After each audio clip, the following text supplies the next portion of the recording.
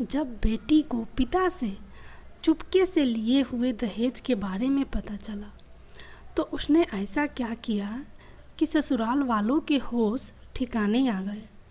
गौरी, जल्दी तैयार हो जा, लड़के वाले तुझे देखने आते ही होंगे। गौरी अपने कमरे से आवाज़ लगाते हुए बोली, हाँ माँ, आइए। कुछ देर बाद गौरी की माँ प्रभा जी फिर से आवाज़ लगाते हुए बोली, बेटी कहाँ हो, जल्दी आओ, वह लोग आ चुके हैं।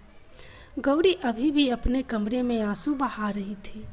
माँ की आवाज़ सुनकर तुरंत आंसू पोंछकर बाहर निकली। माँ कहने लगी, क्या हुआ, तुम्हारी आंखें, तुम रो रही थी क्या? उसने कुछ नहीं कहा। उसने चुपचाप नीचे आ गई। उसने सिर्फ कहा, मेरी आंखों में कुछ चला गया था। उसकी माँ उसे नीचे ले गई जहाँ लड़के के घर वाले बैठे हुए थे। घर वालों में बाहर वाले भी शामिल थे। लड़के की माँ, उसके पिता, उसके भाई, उसकी बुआ, उसके मामा मामी, ताऊ ताई, दादी दादा, बाकी कई सारे उनके रिश्तेदार लड़की देखने के लिए आ चुके थे। गौरी ने जैसे ही उन सबको एक साथ देखा तो वह एकदम शक पका गई। जैसे तैसे खुद को संभाला और मन ही मन सोचने लगी, इतने सारे लोग लड़की देखने आए हैं। लड़की को जैसे ही लड़के की दादी ने देखा, उसे बैठने को कहा और तुरंत सवालों की ढेर करने लगी। बेटी, तुम कितनी पढ़ी लिखी हो, तुम खाना बनाने जानती हो क्या? तुम घर का सारा काम कर लेती हो। तभी लड़के की बुआ बोली, अरे तुम्हें आजकल की नई नई डिश बनानी आती है, क्योंकि भाई हमारे वहाँ सबको वही पसंद है। गौरी अपने नज़र झुका के अभी तक सब कुछ सुन रही थी। जैसे ही लड़के की बुआ ने प्रश्न किया, वह तुरंत जवाब देते हुए बोली, आप लड़के की क्या लगती हैं? लड़की की बुआ ने कहा, मैं रोहित की सगी बुआ हूँ। गौरी ने पूछा, आपका ससुराल कहाँ है? तो बुआ जी ने कहा, ऑस्ट्रेलिया में। इस पर गौरी ने ताना मारते हुए कहा, बुआ जी, आप क्या ऑस्ट्रेलिया से भारतीय डिश खाने हमारे घर ही आओगी क्या? ऑस्ट्रेलिया में आपको वैसे डिशें नहीं मिलती है। वैसे भी मुझे आजकल के जंक फूड पसंद नहीं है और ना ही मैं बनाना जानती हूँ। यह सब सुनते ही लड़के के पिता दिवाकर चिल्लाते हुए कहने लगे, ये लड़की क्या तुम्हारे माता पिता ने तुम्हें यही संस्कार दिए हैं? बड़ों के सामने अपना मुंह खोल के जबान चला रही हो। क्या तुम्हारे माता पिता ने बड़ों का सम्मान करना नहीं सिखाया? गौरी कहने लगी, मेरे माता पिता ने मुझे बहुत ही अच्छे संस्कार दिए हैं। और आप कौन होते हैं? कौन होते हो मेरे माता पिता के संस्कार पर उंगली उठाने वाले? गौरी की माँ उसे चुप रहने को कहती है तो गौरी चुप हो जाती है। गौरी के पिताजी लड़ाई के पीछे से गौरी के पिताजी राज लड़के के पिता दोनों माफ़ी मांगते हैं। वह कहते हैं, मेरी बेटी को क्षमा कर दीजिए, वह अभी नासमझ है।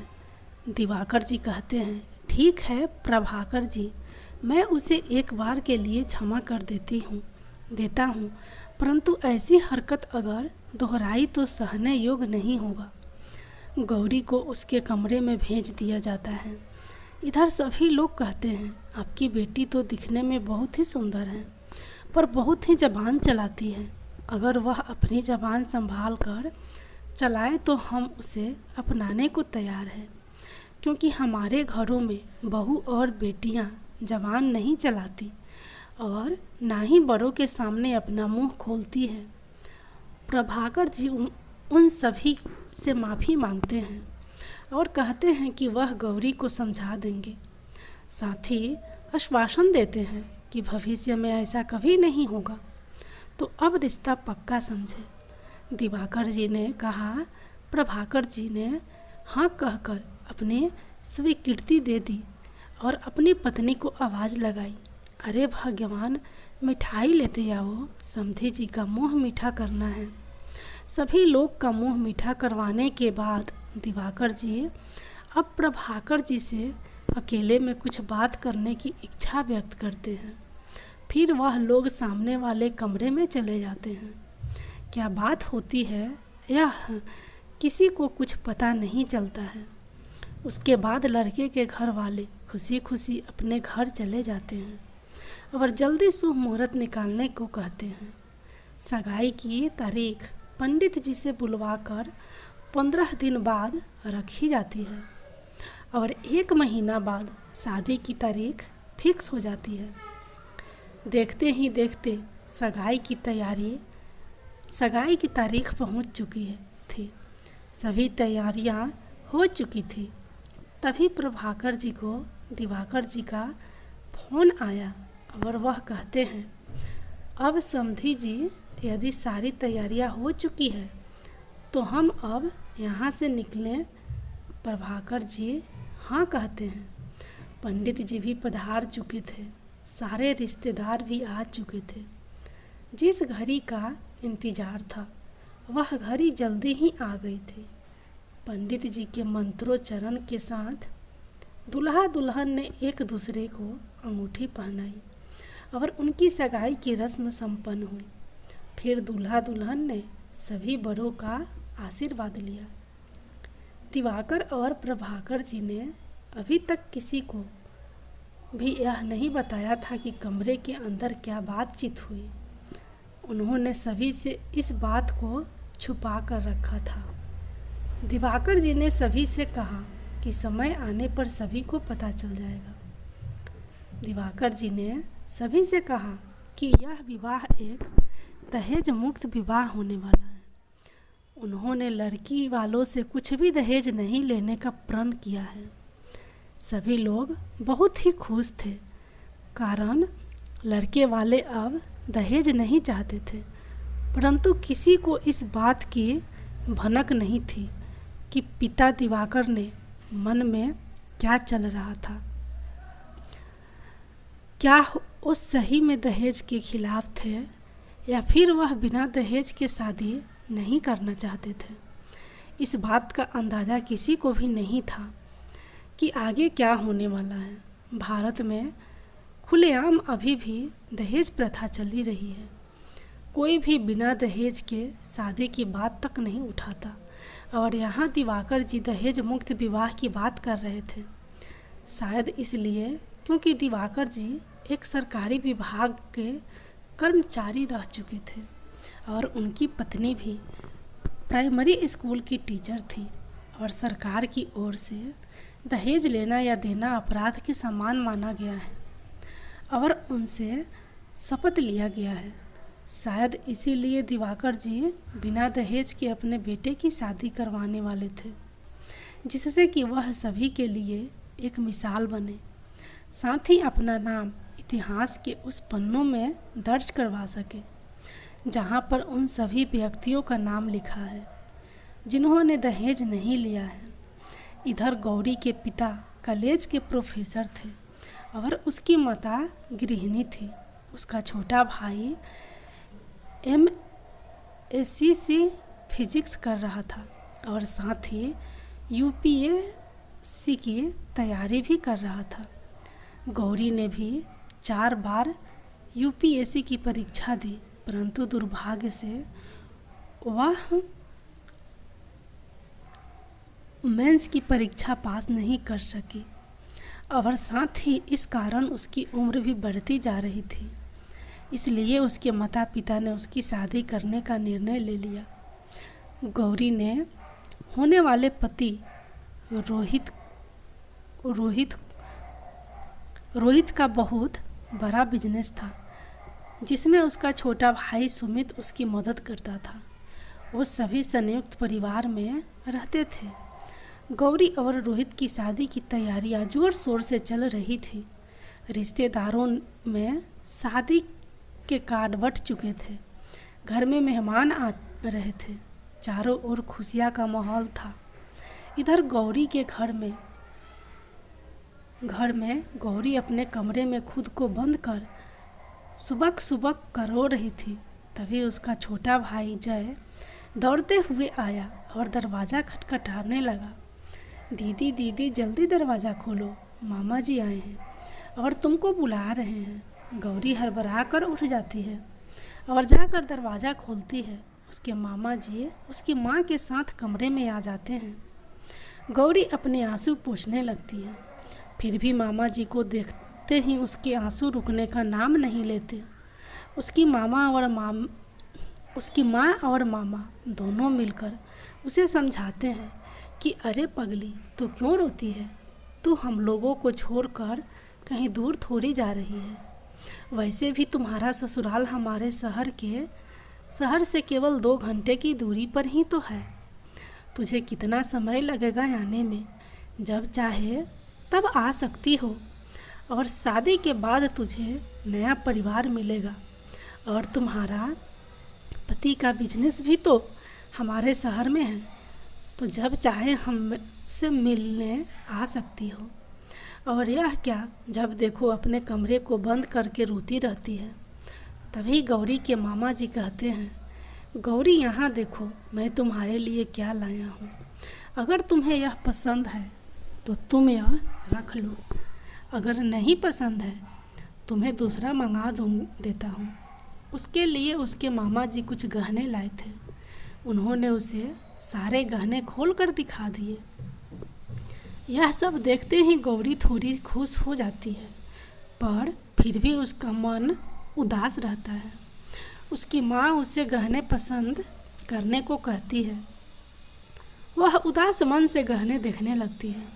वह अपनी माँ से कहती है, माँ यह तो बहुत अच्छा है ना, यह मेरे ऊपर कितना जच ही रहा है, मैं इसे रख लेती हूँ। गौरी की माँ प्रभा उसे कहती है, ठीक है बेटी, तुझे इसमें से जो भी पसंद है तुम उसे रख लो और मैं नीचे जा रही हूँ और तुम्हारी मामी को भेज देती हूँ। तुम तैयार हो जाना, तुम्हारी मामी तैयार होने में तुम्हारी मदद कर देगी। मुझे मेहंदी के लिए कुछ तैयारी करनी है और हमारे गांव की बुजुर्ग महिलाएं आती ही होंगी। शाम को कुछ महिलाएं ढोलक बजा रही थी और कुछ गीत गा रही थी और नाच भी रही थी। गौरी को बीच में बिठाया गया और उसे मेहंदी लगाने की रस्म शुरू कर दी गई।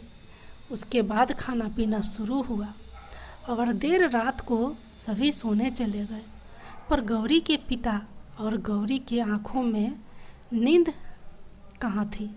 वे लोग सोने की कोशिश करते, फिर भी सो न पाते। इसी उधेर बुन में सुबह होने को चली थी। सुबह होते ही गौरी की माँ उठकर सारा काम निपटाने लगी और जल्दी से जाकर गौरी के कमरे में दस्तक देते हुए उसे उठने को कहती है। दूसरे दिन हल्दी की रस्म शुरू हो जाती है। लगभग सभी मेहमान आ चुके थे। इधर दिवाकर जी के घर में भी हल्दी की रस्म संपूर्ण हो चुकी थी। दोनों ओर ब्याह के ढोल बज रहे थे। सारे माहौल में खुशी नज़र आ रही थी। सभी के चेहरे चमक रहे थे। गौरी के पिता प्रभाकर शादी वाले दिन से एक दिन पहले अपने कमरे में बैठते ही कुछ दिन पहले हुए अतीत की घटना में लौट जाते हैं। उस कमरे की वार्तालाप उनके कानों में गूंजने लगती है।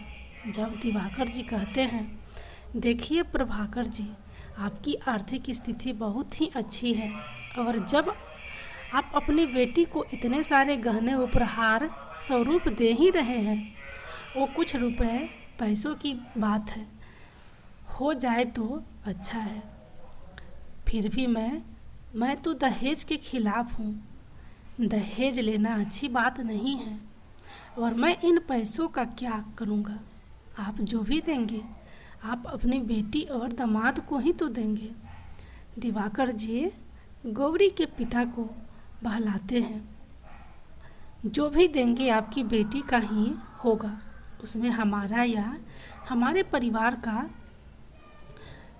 कोई अधिकार नहीं होगा और आपकी बेटी ही अपनी संपत्ति की हकदार होगी।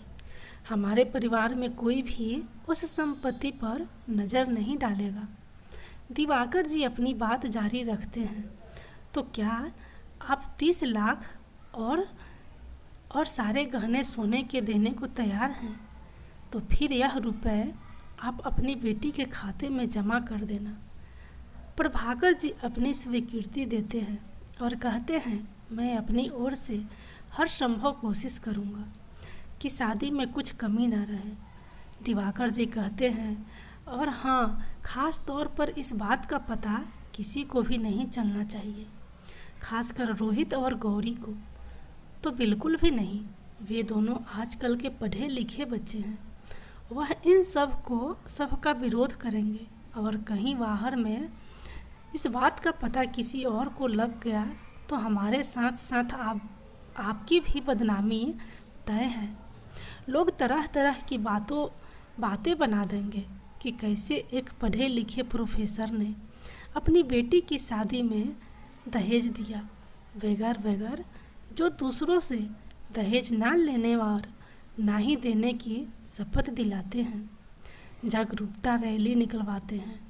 उनकी तंद्रा अचानक उनकी घड़ी की बेल बजने से भंग हो जाती है। वह वर्तमान में लौट आते हैं और शादी की तैयारियां देखने के लिए बाहर निकल जाते हैं। शादी की तैयारियों के बीच ही दिन ढल गया और जिस दिन का इंतजार था एक पिता को वर्षों से, वह दिन आज पहुंचा था। एक तरफ खुशी हो रही थी, दूसरी तरफ गम, क्योंकि उनकी इकलौती लाडली घर छोड़कर ससुराल जाने वाली थी। यह रात गौरी की उसके मायके में आखिरी रात होने वाली थी, जिसके कारण वह रात को ठीक से सो भी नहीं पा रही थी। इस तरह पूरा दिन निकल चुका था। आधी रात हो चली थी। सभी ओर गहरी शांति छाने लगी। बाहर कुछ लोगों का जमौरा लगा था। शायद वहाँ लोग बैठकर बातें कर रहे थे। शायद उनके घर भी शादी की शहनाई बजने वाली थी, जिसकी तैयारी वह भी कर रहे थे। और इधर गौरी की शादी की तैयारियां लगभग ख़त्म हो चुकी थी। केवल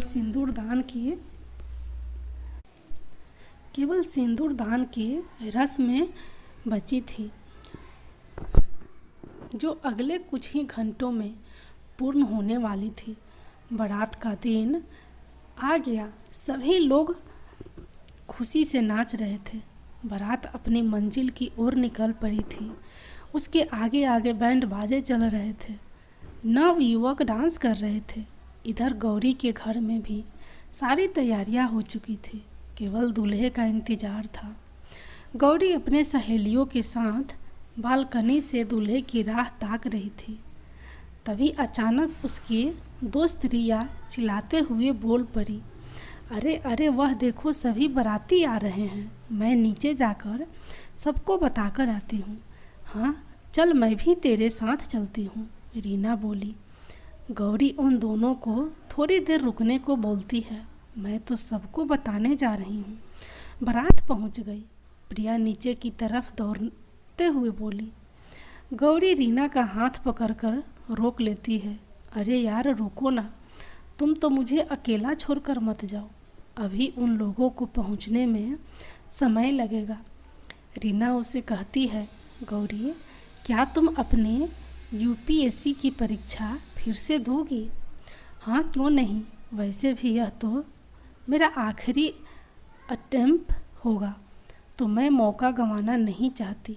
मैं तो फिलहाल शादी भी नहीं करना चाहती, पर मम्मी के कारण मैं शादी के लिए हाँ की। क्या वे लोग तुम्हें नौकरी करने देंगे? रीना ने पूछा। हाँ, क्यों नहीं। वैसे भी मैं आजकल की पढ़ी लिखी लड़की हूँ और आजकल कोई भी लड़का और लड़की में भेदभाव नहीं करता, और मेरे ससुराल वाले तो बहुत ही अच्छे हैं। पर क्या तुम वहाँ अपनी पढ़ाई जारी रख पाओगी? रीना बोली। हाँ, यह तो बात है, पर मैं रोहित से बात कर लूँगी। वैसे भी यह मेरा लास्ट टाइम है। इस बार तो मेरा पक्का हो जाएगा। गौरी चहकते हुए बोली।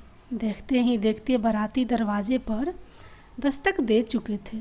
पंडित जी पहले से वहाँ विराजमान थे। दूल्हे के आते ही उन्होंने मंत्र उच्चारण के साथ विवाह की विधि प्रारंभ की। वधू को बुलाया जाए। पंडित जी ने कहा। गौरी को उसकी सहेलियां सीढ़ियों से होते हुए नीचे ला रही थी। बीच बीच में रिया और रीना गौरी को छेड़ रही थी। गौरी भी शर्म से नजरें झुकाए आगे बढ़ रही थी। गौरी ने मंडप में अपना कदम रखा और एक नज़र रोहित की तरफ डाली। रोहित अभी भी गौरी को ही देख रहा था। गौरी अप्सरा से कम सुंदर नहीं लग रही थी। शादी में आए लोग इस जोड़े को देखकर यह कहते नहीं थक रहे थे, यह दोनों तो एक दूसरे के लिए ही बने हैं। गौरी और रोहित भी इन बातों को सुन रहे थे और मंद मंद मुस्कुरा रहे थे। शादी विधान से संपूर्ण हुई। अब बड़ वधू बड़ों से आशीर्वाद ले। पंडित जी ने कहा, प्रभाकर जी बेटी की विदाई की तैयारी कीजिए। दिवाकर जी ने कहा, जी समधी जी। प्रभाकर जी हकलाते हुए बोले। गौरी और रोहित बड़ों का आशीर्वाद ले रहे थे। सभी उनके उज्जवल भविष्य की कामना कर रहे थे। विदाई का दृश्य करुणाजनक था। प्रभाकर जी अपनी बेटी को गले लगाकर रो ही रहे थे और उसके पिता के तो आंसू थमने का नाम ही नहीं ले रहे थे। भाई भी फूट फूट कर रो रहा था। सभी ने रोते हुए गौरी की विदाई की। सभी बाराती खुशी खुशी दुल्हन को ले जा रहे थे। बारात के लौटने से पहले ही दिवाकर जी के घर पर मीडिया वाले पधार चुके थे। दिवाकर जी से यह पूछ रहे थे किस तरह उन्होंने दहेज मुक्त विवाह करवाने का निर्णय लिया। दिवाकर जी अपनी उपलब्धि का बखान कर रहे थे। वे सभी से कह रहे थे, मैं तो दहेज की सख्त खिलाफ हूँ। दहेज लेना बहुत बुरी बात है। मेरी तरह सभी व्यक्ति जो अपने बेटों की शादी में दहेज नहीं लेते हैं वह सभी धन्यवाद के पात्र हैं। उन्होंने किसी बेटी के पिता को कर्ज मुक्त होने से बचा लेते हैं। दिवाकर जी बहुत ही गर्व से कहते हैं, आइए आप भी एक दहेज मुक्त विवाह करके समाज में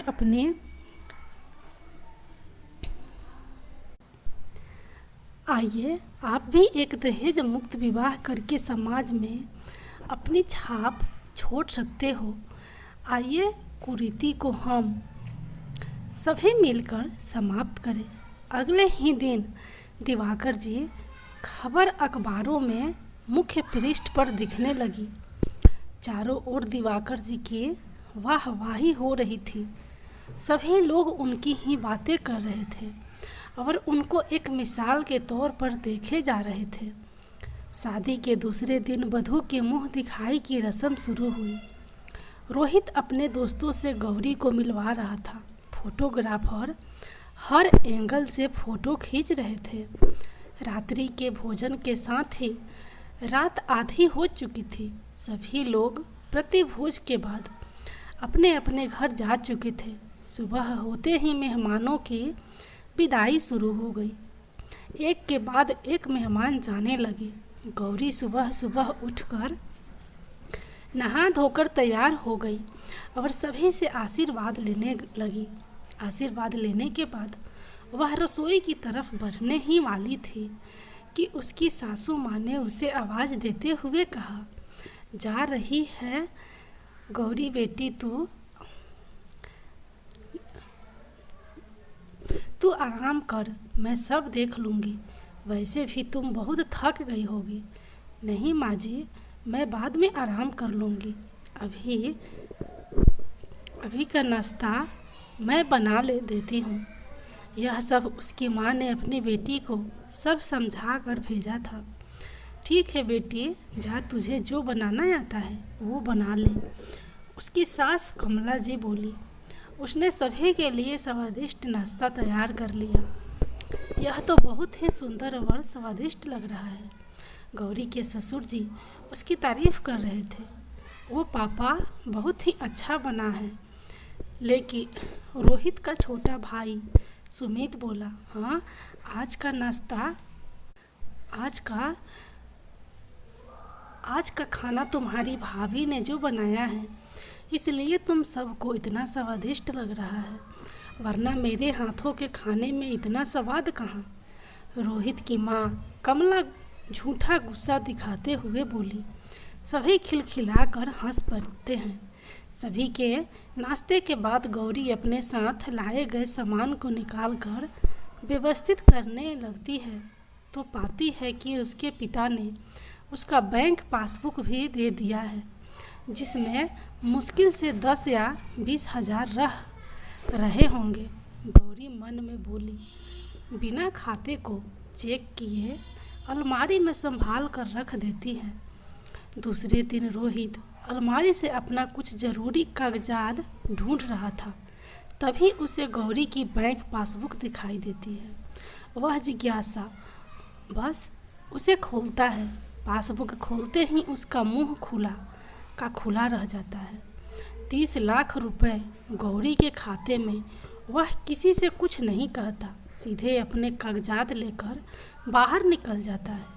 दिन भर वह यही सोच रहा होता है, इतने पैसे शादी वाले दिन किसने जमा किए होंगे। गौरी कहीं नौकरी भी तो नहीं करती है, तो फिर इतने रुपए कहाँ से आए। कहीं मेरे पिताजी ने दहेज तो नहीं लिया। नहीं, ऐसा नहीं हो सकता। गौरी के पिता ने ही उसके लिए FD कराई होगी, शायद वहीं होगा। रोहित अपना सिर खुजाते हुए सोच रहा था, क्या मुझे गौरी से इस बारे में बात करनी चाहिए, पर मैं क्या करूँगा। जो भी है गौरी की ही तो है, और वैसे भी यह रुपए उसके पिताजी ने उसके नाम पर रखे हैं। पर बीच बीच में उसे दहेज लेने की बात जान पड़ती है। वह ठान लेता है इस बारे में वह गौरी को ज़रूर पूछेगा। गौरी बोली, अरे अब इतनी लेट, आप तो जल्दी आ जाते हैं। आज इतनी लेट क्यों? आज थोड़ा काम ज़्यादा था। रोहित बोला, अच्छा, मैं आपके लिए खाना कमरे में ही ले आती हूँ। रात को रोहित अपने घर देर से वापस आया था। गौरी ने रात का खाना उसके टेबल पर ही रख दिया। दोनों पति पत्नी साथ साथ खाना खाने लगे। तभी रोहित की हिचकी आ गई। गौरी रोहित को पानी का गिलास देते हुए कहने लगी, धीरे धीरे खाइए, इतनी भी क्या जल्दी है। रोहित पानी के गिलास को रखते हुए बोला, प्राची, एक बात पूछूं तुमसे। गौरी बोली, जी कहिए। रोहित बोला, मैंने आज अलमारी में तुम्हारा बैंक पासबुक देखी, क्या तुम उसे अपने साथ ले आई हो? हाँ, मैंने देखा, शायद मम्मी ने ही मेरे सारे डॉक्यूमेंट्स की फाइल में उसे रख दिया था। क्यों, क्या बात है? वह थोड़ी देर बाद बोला, वैसे मैं पूछ रहा था कि तुम्हारे अकाउंट में इतने पैसे कहाँ से आए? क्या तुम्हारे पिताजी ने तुम्हारे लिए कोई FD जमा कराया था? नहीं, उसमें तो पैसे ही नहीं हैं, मुश्किल से 10 या 20 हजार पड़े होंगे। रोहित का शक बढ़ने लगा। उसने पूछा, मैंने देखा उसमें 30 लाख रुपए जमा किए गए हैं, वह भी शादी वाले दिन। गौरी खाना खत्म करने के तुरंत बाद अपनी अलमारा खोलकर खाते को चेक करती है तो पाती है कि रोहित सही कह रहा था। उसमें 30 लाख रुपए थे और जमा करने की तारीख शादी वाले दिन ही थी। वह कहती है, पापा ने तो मुझे इस बारे में कभी नहीं बताया, पर यह रुपए किस लिए जमा किए हैं मैं सुबह होते ही पापा से पूछती हूँ। गौरी को बिल्कुल नींद नहीं आ रही थी। वह सोच रही थी उसके पिता ने इतनी बड़ी रकम उसके खाते में क्यों जमा करवाई, और वह भी शादी वाले दिन। तभी उसे शादी वाले दिन की याद आती है। राज, अरे जरा गाड़ी निकालना थोड़ा काम है। प्राची के मामा महेश कहते हैं, अरे जीजा जी, मेरी गाड़ी बाहर ही है, आप ले जाइए। और क्या मैं साथ चलूं? नहीं नहीं, मैं अकेले चला जाऊंगा, थोड़ा काम है, जल्दी ही आता हूँ। और भी काम है, प्रभाकर जी ने जवाब दिया।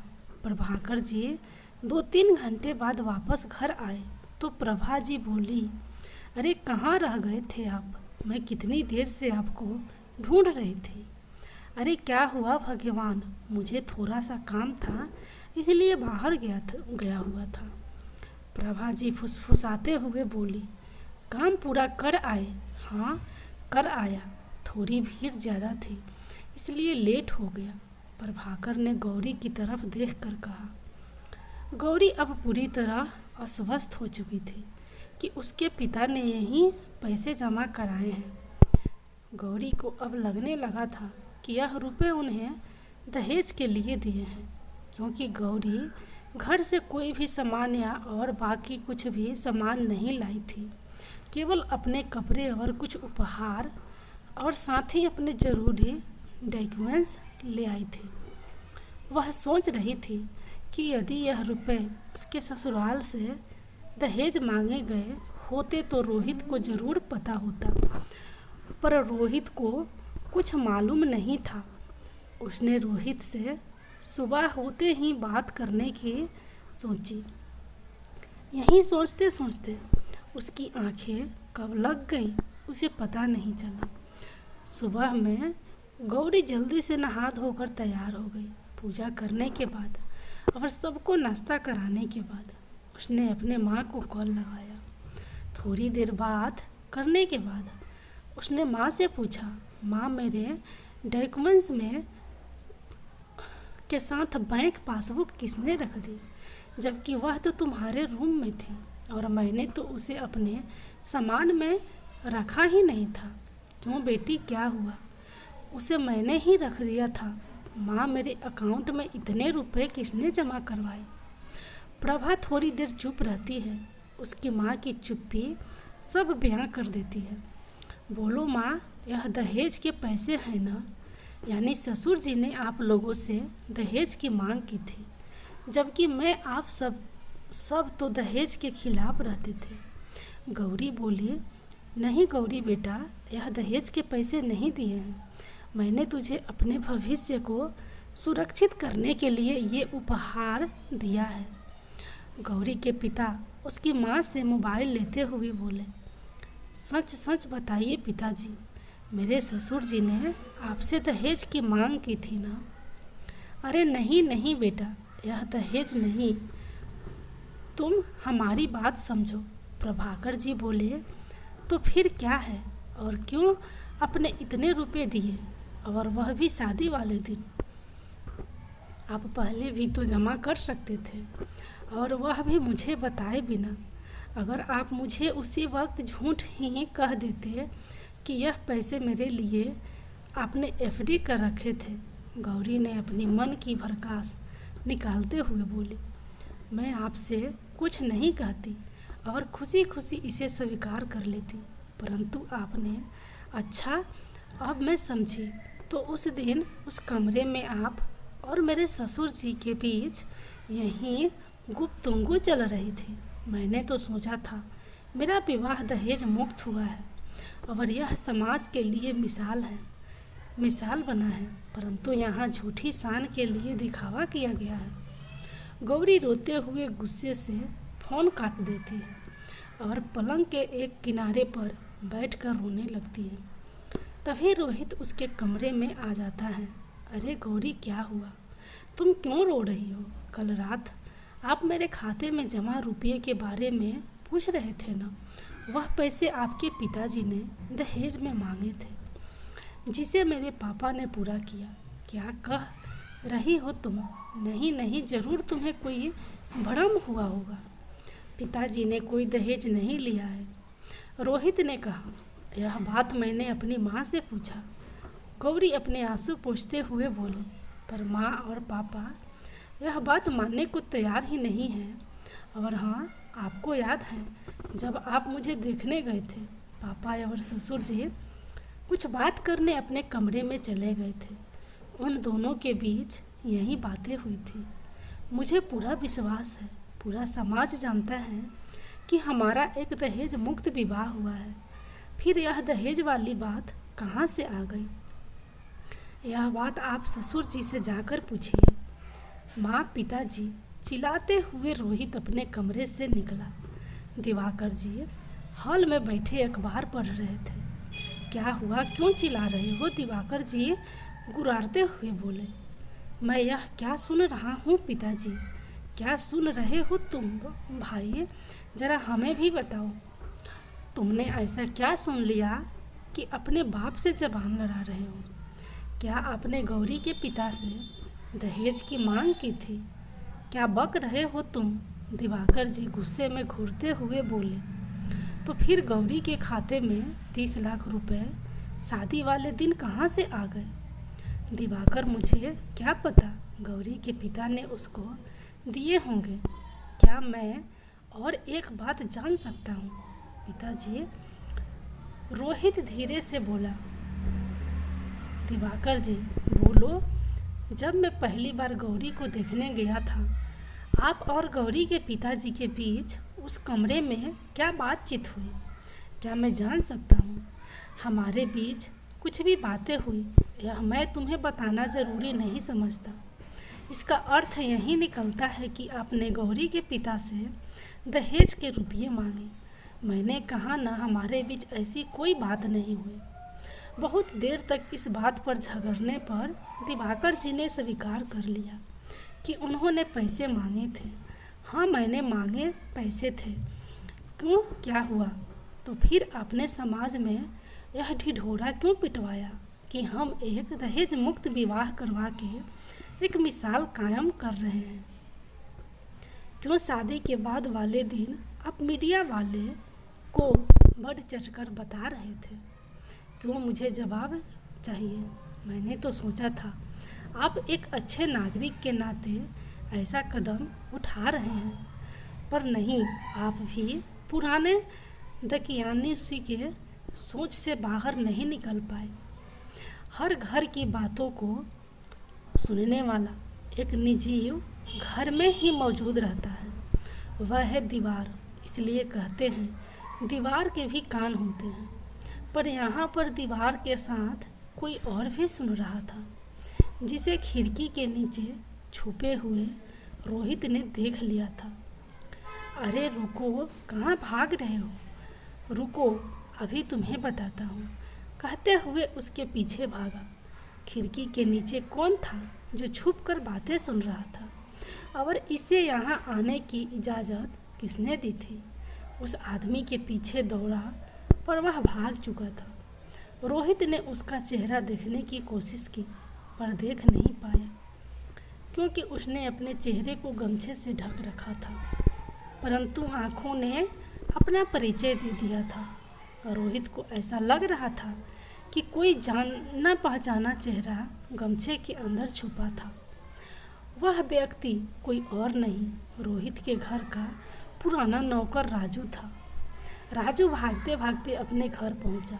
अरे तुम तो दिवाकर जी के घर गए थे ना, और इतने जल्दी वापस भी आ गए? रामू ने कहा। भैया वो मैं गया था उनके घर। उनके वहाँ बाप बेटे में लड़ाई हो रही थी, और मैं खिड़की के पीछे से सब सुन रहा था। तभी रोहित ने मुझे देख लिया। मैं डर के मारे अपना जान बचाकर भाग आया। तुम्हें क्या ज़रूरत थी उनकी बातें सुनने की? मैंने तुम्हें वहाँ काम करने के लिए भेजा था, या उनकी जासूसी करने के लिए? रामू गुस्से से बोला। और तुम्हारी इन्हीं हरकतों के कारण ही दिवाकर जी ने तुम्हें नौकरी से निकाला था। इसलिए तुम आज भी इधर उधर की ठोकरें खा रहे हो। अब तुम मेरी बची कुची इज्जत भी डुबाना चाहते हो? रामू बोला। नहीं भैया, नहीं, मैं ऐसा सोच भी नहीं सकता था कि आपको मेरे कारण सर झुकाना पड़े। रामू बोला, तो क्या उन्होंने तुम्हें देख लिया था? नहीं, मैंने अपना चेहरा गमछे से ढक रखा था और वह लोग मुझे पहचान भी नहीं पाए होंगे। राजू पसीने से सना अपना चेहरा पोंछते हुए बोला, तुमसे एक काम भी ढंग से नहीं होता है। रामू गुस्से से बोला, मैंने मालिक से कह दिया था कि मैं कुछ दिन नहीं आ पाऊँगा। मुझे ज़रूरी काम है, गांव जाना है, इसलिए मैंने तुम्हें वहाँ भेजा। पर तुमने अपना काम तो किया नहीं, पर मेरा काम ज़रूर तमाम कर दिया। अब मैं गांव से वापस आकर मालिक को क्या बताऊंगा कि मेरा भाई यहाँ जासूसी करने आया था और मुंह छिपाकर भाग गया। उसी दिन शाम के समय राजू अपने दोस्तों के साथ साथ जुए खेल रहा था। बातों ही बातों में राजू ने सुबह हुई घटना को अपने दोस्तों को कह सुनाया। दिवाकर के घर अभी भी पड़ा गर्म था। रोहित गुस्से से किसी से बात नहीं कर रहा था। उसकी माँ उसे समझा रही थी, बेटा तुम्हारे पिता ने जो भी किया है तुम दोनों की भलाई और भविष्य को देखते हुए ही किया है। कमला जी बोली। रोहित बोला, पर माँ आप लोगों ने पूरे शहर में इस बात का नगरा क्यों बजवाया कि हम दहेज मुक्त विवाह करवाकर सामाजिक कुरीतियाँ मिटा रहे हैं? यह तो गलत है ना। धीरे धीरे पूरे शहर में दिवाकर जी के बारे में चर्चा होने लगी कि इस तरह दिवाकर जी ने दहेज लेकर अपने बेटे का दहेज मुक्त विवाह करवाया। भाई साहब, हम क्या सुन रहे हैं? लोग आपके बारे में क्या उटपटांग बातें कर रहे हैं? राघव दिवाकर के पड़ोसी ने कहा।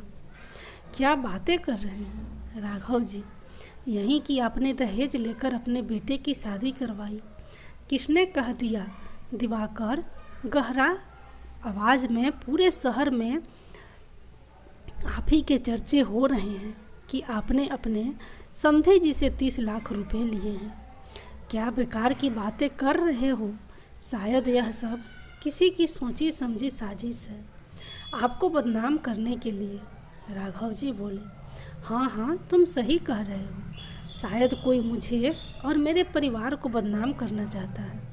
मैं इसका पता लगा कर रहूँगा। कौन है जो मुझे बदनाम करना चाहता है? दिवाकर ने गहरी सांस लेते हुए कहा। रोहित को भी अपने ऑफिस से ताने सुनने को मिल रहे थे। रोहित को देखते ही फुसफुसाहट शुरू हो जाती है। यह वही है जिसने दहेज लेकर दहेज मुक्त विवाह किया है। यह सब सुनकर उसका सर दुखने लगता है और वह घर चला जाता है। घर जाकर अपनी माँ से पूछता है, माँ, यह 30 लाख की बात पूरे शहर में किसने फैलाई है? हाँ बेटा, तुम्हारे पिताजी भी कह रहे थे, किसी ने पूरे शहर में यह बात फैला दी है। कमला बोली, लोग भी तुम्हारे पिताजी को आते जाते टोक रहे हैं। कमला बोली, ज़रूर किसी ने हमारी बातें सुन ली है और बाहर फैलाई है। माँ, आपको याद है उस दिन जब मैं पिताजी से इस बात पर झगड़ रहा था, तो उस दिन कोई था जो हमारी बातें सुन रहा था। वह कोई और नहीं, हमारा पुराना नौकर राजू ही था। शायद उसी ने यह बातें पूरे शहर में फैलाई होगी। हाँ बेटा, हो सकता है कि वह हमसे अपना पुराना बदला ले रहा है, अपने अपमान का। जिस दिन तुम्हारे पिताजी ने उसे नौकरी से निकाला था, उसका कितना अपमान किया था। 2 वर्ष पहले की बात है। राजू दिवाकर जी के घर में काम करता था। एक दिन वह कमला जी के कमरे की सफाई कर रहा था। सफाई करते करते उसे कमला जी के कुछ गहने दिखाई पड़े, जो कमला जी को उनकी सास से विरासत में मिले थे। एक दिन मौका पाकर राजू गहने चुरा कर ले गया और सुनार की दुकान पर जाकर बेच दिया। और इधर कमला जी ने अपना पूरा घर पर उन्हें गहने कहीं नहीं मिले। राजू से पूछताछ करने पर उसने बताया उसने कोई भी गहने नहीं देखे। इधर कमला जी को राजू के ऊपर ही शक हो रहा था, क्योंकि जिस दिन उन्होंने गहने निकाल कर बाहर रखे थे, राजू उनके कमरे की साफ सफाई कर रहा था। गायब हुए गहनों का पता लगाने के लिए दिवाकर जी ने पुलिस को खबर की। पुलिस के आने पर डर से राजू ने ना नुकुर करते हुए स्वीकार कर लिया कि गहने उसी ने लिए थे और बाजार में बेच दिए। पुलिस की मदद से गहने तो वापस मिल गए, परंतु राजू के ऊपर से विश्वास नहीं रहा और दिवाकर जी ने उससे सबके सामने जलील करते हुए घर से निकाल दिया। इसका बदला लेने के लिए राजू अब इस तरह की बातें फैला ले रहा है। दिल्ली में रोहित के बचपन के दोस्त रोहन का घर था। रोहन लंदन से सॉफ्टवेयर इंजीनियर की नौकरी करता था। वह कभी कभार ही घर आता था। इस बार उसकी छुट्टियां ज़्यादा थी, इसलिए उसने रोहित और उसकी पत्नी गौरी को अपने घर आने का आमंत्रण दिया। लंदन में रहने के कारण वह शादी में नहीं आ पाया था और इसीलिए निमंत्रण में स्वीकार कर लिया। कुछ दिनों बाद रोहित को दिल्ली में बिजनेस संबंधित कुछ काम पड़ा था और उसे रोहन से मिलने भी जाना था। इसलिए रोहित ने दूसरे दिन की फ्लाइट की टिकट बुकिंग करवा ली। एक दिन गौरी रोहन का कॉल आया था, उसने हमें अपने घर मिलने बुलाया है। रोहित ने गौरी से कहा। गौरी बोली, कौन रोहन? अरे हाँ याद आया, वहीं आपके दोस्त जिनसे कुछ दिनों पहले ही हमारी बात हुई थी। रोहित बोला, हाँ, हमें कल ही दिल्ली के लिए निकलना है और कल ही फ्लाइट की टिकट है। इधर मुझे दिल्ली में कुछ काम करना है और इसी बहाने उससे मिलना भी हो जाएगा। गौरी बोली, ठीक है, मैं जाने की तैयारियां करती हूँ। रोहित बहुत दिनों बाद आया है। रोहन कह रहा था इस बार वह अपने मम्मी पापा को भी लंदन ले जाएगा। दूसरे दिन दोनों ने अपना सामान पैक कर लिया, साथ ही कमला जी के पांव छूते हुए विदा ली। अभी भी दोनों दिवाकर से नाराज थे। पिता पुत्र में बातचीत बंद हो गई थी। फ्लाइट से उतरने के बाद टैक्सी लेकर सीधे रोहन के घर पहुंचे, जहां उनकी पूरी गर्मजोशी के साथ स्वागत किया गया। दरवाजे की डोर बेल बजी। दरवाज़ा खोलने एक महिला आई जो तकरीबन 50 वर्ष की होगी। आओ आओ बेटा, तुम रोहन के दोस्त रोहित हो ना?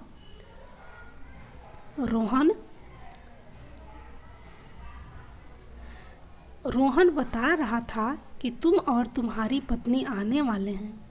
दोनों ने रोहन की मम्मी रमा जी के पैर छूकर आशीर्वाद प्राप्त किया।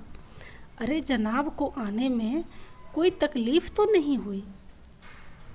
रोहन अपने दोस्त को गले लगाते हुए बोला, नहीं भाई, हमें किसी भी तरह की परेशानी नहीं हुई, पूरे रास्ते मज़े करते हुए आए हैं। रोहन, नमस्ते भाभी जी, आपको तो कोई तकलीफ़ नहीं हुई ना? गौरी, नहीं रोहन जी, हम आराम से आए। दोनों नाश्ता करने के बाद रोहन के साथ बातचीत कर रहे थे। तभी रोहन ने रोहित से पूछा, रोहित एक बात पूछो, बुरा तो नहीं मानोगे? अरे भाई, इसमें बुरा मानने वाली क्या बात है, तुम पूछो तो सही। रोहित ने कहा, कुछ दिनों पहले पंकज से मेरी बात हुई थी। वह तुम दोनों की शादी के बारे में बता रहा था और उसने यह भी बताया कि तुम्हारे शहर में तुम्हारे बारे में किस तरह की खबरें फैली हुई है। हाँ रोहन, हमें भी नहीं पता यह बातें किसने फैलाई है। रोहित ने कहा, तो क्या तुम्हारे दहेज लेने वाली खबर सच है? रोहन ने पूछा। अब तुमसे क्या छुपाना, अभी तुम तो मेरे बचपन से ही बहुत अच्छे दोस्त रहे हो। पिताजी हमेशा से ही दहेज के खिलाफ रहे हैं, पर इस बार पता नहीं उन्होंने क्यों मेरे ससुर जी से पैसों की मांग की, जिसे मेरे ससुर जी ने खुशी खुशी पूरा किया। यह कदम उठाने के पीछे क्या कारण है, मुझे अभी तक समझ में नहीं आया। रोहित ने पूरी घटना विस्तार से सुना डाली। पिताजी ने जो किया उससे हम सब बहुत ही शर्मिंदा हैं। शर्मिंदा इस बात पर नहीं कि उन्होंने दहेज लिया, इस बात पर कि एक तरफ दहेज लेकर दहेज मुक्त विवाह करवाया, साथ ही बड़े बड़े अखबारों में अपनी उपलब्धि का बखान किया। दूसरे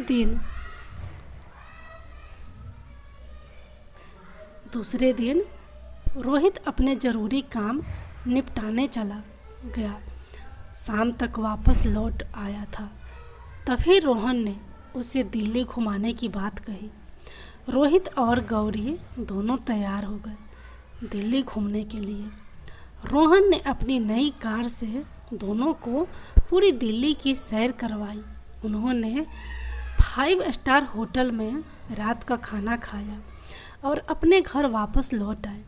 अगले 2 दिन बाद गौरी और रोहित की फ्लाइट थी, इसलिए दूसरे दिन भी उन्होंने दिल्ली के कुछ मशहूर जगहों को घूमने का लुत्फ़ उठाया। साथ ही तीनों ने खूब मज़े किए और इसी तरह पूरा दिन बीत गया। रात को तीनों थके हारे घर लौटे। अगले दिन दोनों अपने घर वापस चले गए। दिवाकर के लिए बड़े बड़े पोस्टर तैयार करो, जिसमें बड़े बड़े शब्दों में लिखा होना चाहिए, दहेज मुक्त विवाह करवाने वाला दिवाकर, जिसने 30 लाख रुपए दहेज लिया।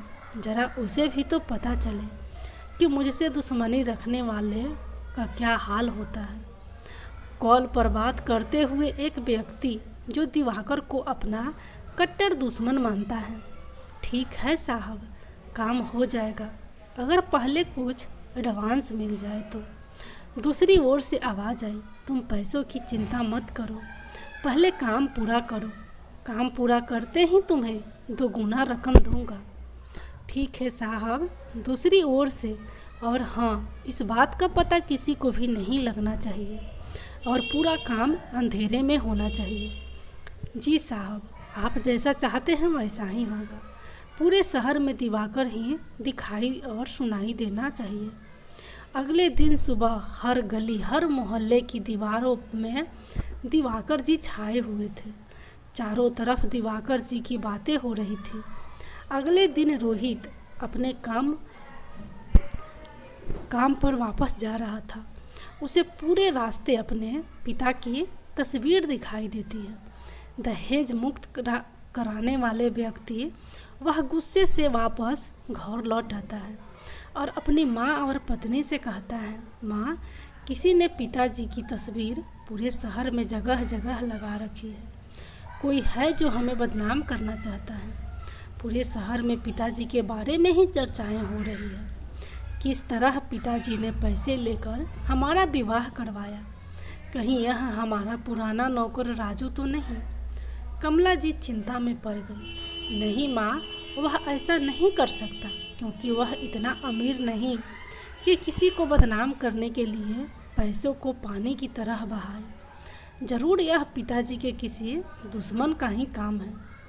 रोहित ने कहा, कमला जी, पर तुम्हारे पिताजी की दुश्मनी तो किसी से नहीं है। रोहित, फिर ऐसा कौन कर सकता है? इस बात का पता लगाना ही पड़ेगा और इसके लिए हमें FIR करनी होगी।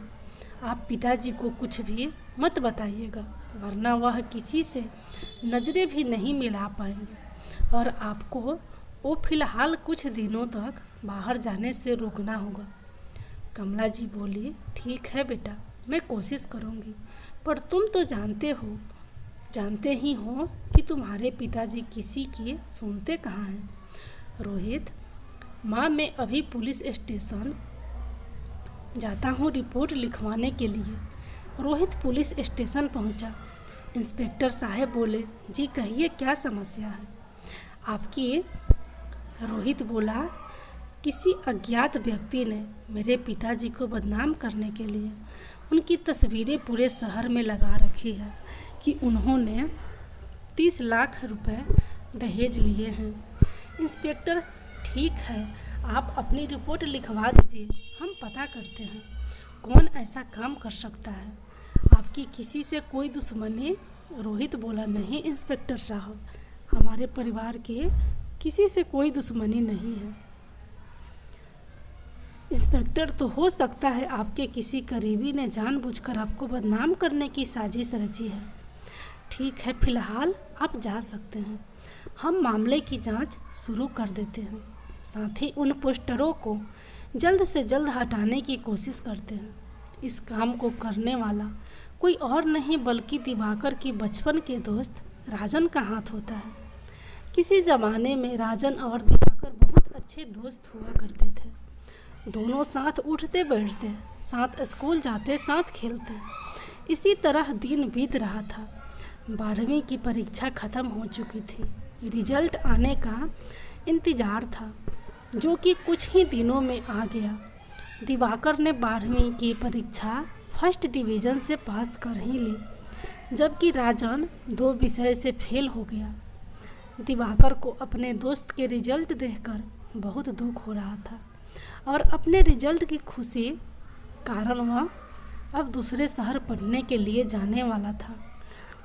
कुछ दिन बाद दिवाकर ने अपना एडमिशन शहर के नामी कॉलेज में करवा लिया और उधर राजन गांव में ही रहने लगा।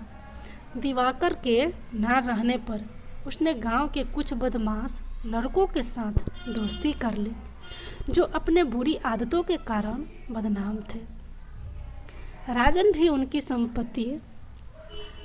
उनकी संगति अपना चुका था। शराब, जुआ आदि अब उसके दोस्त बन चुके थे। शहर से जब दिवाकर वापस आया तब तक राजन पूरी तरह बर्बाद हो चुका था। दिवाकर ने उसे बहुत समझाने की कोशिश की, परंतु उसके दिमाग ने काम करना बंद कर दिया था। वह नशे में धुत था। वह दिवाकर के ऊपर भड़क उठा और दिवाकर को भगा दिया।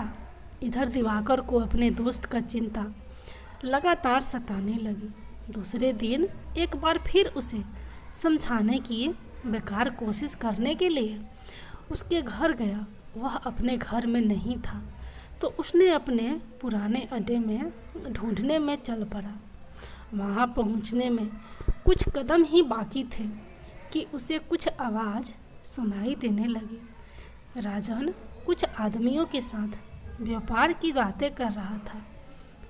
उसने छुप कर देखा कि उसके हाथ में ड्रग्स के कुछ पैकेट थे, जिसे उसने उन लोगों को दे दिया। बदले में वे लोग उसे करक नोटों के 2 बंडल पकड़ा गए। राजन नोटों को एक एक कर गिनने लगा, तभी पीछे से दिवाकर ने उसे पकड़ लिया। राजन, तुम क्या कर रहे हो और यह पैसे किसने दिए?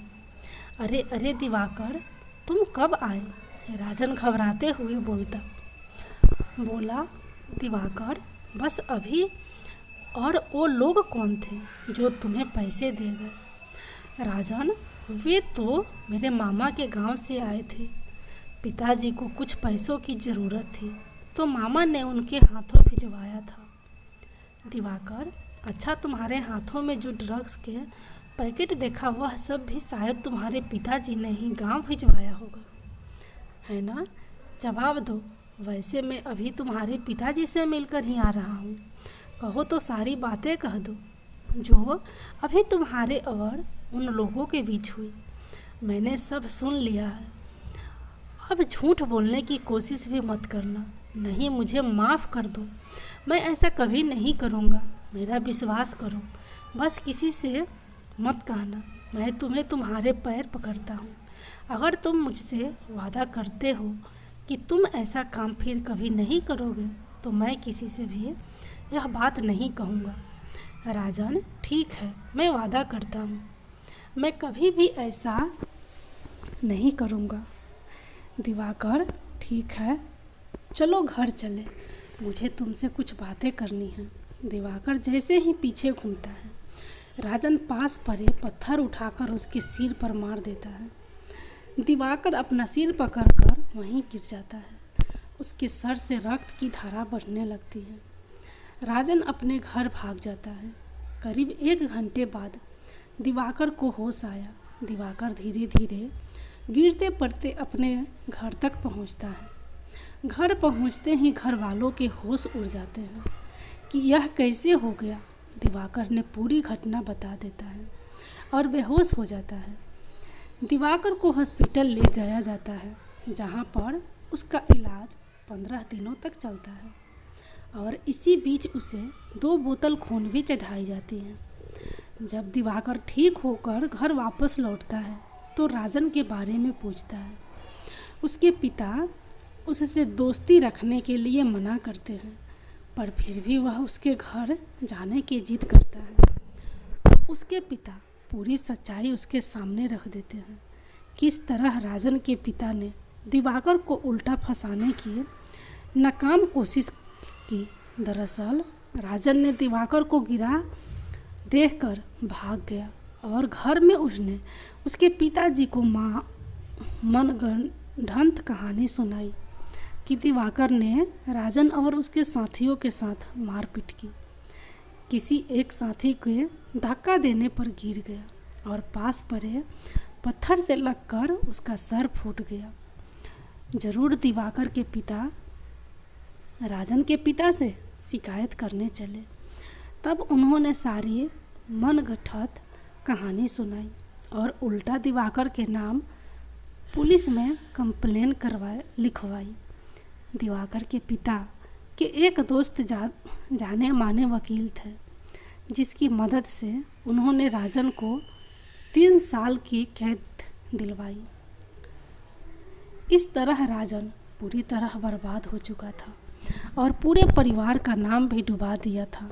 उसने जेल से छूटने के बाद भी अपना काम जारी रखा। इसी तरह वह धीरे धीरे आसमान की ऊंचाइयों को छूने लगा। उसके पिता ने उसके हरकतों को देखते हुए उसकी शादी करवा दी, परंतु फिर भी उसने अपना धंधा नहीं छोड़ा। वह अपने धंधे को और आगे बढ़ाने के लिए दिन रात मेहनत कर रहा था। समय चक्र चलता जा रहा था। पंकज भी अपना स्कूल की पढ़ाई पूर्ण कर चुका था। इसी बीच एक दिन राजन पंकज के वार्षिक उत्सव की तस्वीरें देख रहा था। अचानक उसे दिवाकर के जैसा चेहरा दिखाई पड़ा। उसने अपने बेटे पंकज से पूछा तो उसने बताया कि यह रोहित है। उसने रोहित के पिता का नाम पूछा तो पंकज ने बता दिया। तब से उन्होंने पंकज के मन में धीरे धीरे जहर घोलना शुरू कर दिया कि किस तरह उसके पिता ने मिलकर राजन को सलाखों के पीछे भेजा। पंकज अपने पिता का बदला लेना चाहता था, इसलिए उसने रोहित की दोस्ती बरकरार रखी। जब उसे रोहित की शादी में दहेज लेने की बात पता चली तो उसे एक बदला पूरा करने का बहुत अच्छा अवसर दिखाई दिया। पंकज ने चारों तरफ से जानकारी इकट्ठा करना शुरू कर दिया। इसी बीच उसे रोहन के घर दिल्ली जाने की खबर मिली। तभी उसने रोहन को कॉल कर रोहित के शादी समारोह के बारे में सब कुछ बताया। साथ ही उसे दहेज वाली खबर भी सुनाई और उसे सब कुछ समझा दिया। रोहित के जाने के बाद रोहन ने सारी बात पंकज को बताई, जो भी रोहित ने उससे कहा था। इसी आधार पर पंकज और उसके पिता ने मिलकर दिवाकर को बदनाम करने की कोशिश की। 2 दिन बाद रोहित के पिता दिवाकर ने आत्महत्या कर ली। पुलिस ने जांच शुरू कर दी। एक सुसाइड नोट बरामद हुआ, जिसमें उन्होंने यह स्वीकार किया कि उसने दहेज लिया था और इसमें किसी की भी गलती नहीं थी और उसके इस कदम को उठाने के पीछे समाज में हो रही बदनामी थी। उन्होंने आगे लिखा कि किसी को भी दहेज नहीं लेना चाहिए और ना ही दहेज देना चाहिए, अन्यथा परिणाम सामने है। अगर आप इससे सीख नहीं ले सकते तो यह समाज आपका भी वही हास्य करेगा जो मेरा हुआ है। मेरी गुजारिश है आप सभी से ऐसी गलती ना दोहराएं। ऐसी गलती ना दोहराएं कि भविष्य में आप किसी को भी ऐसा कदम उठाना पड़ेगा। इससे सभी को यह सीख लेनी चाहिए कि दहेज लेना और देना पाप के समान है।